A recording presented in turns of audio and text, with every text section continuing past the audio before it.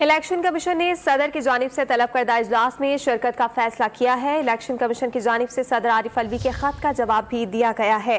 Election commission मेंबरान और आला हुकाम ऐवान सदर में इजलास में शिरकत करेंगे, ये फैसला हुआ है और इलेक्शन कमीशन की जानिब से सदर आरिफ अलवी के खत का जवाब दे दिया गया है। इलेक्शन कमीशन ने सदर आरिफ अलवी को लिखे गए खत में ऐवान सदर में होने वाले इजलास में शिरकत के हवाले से भी बताया है।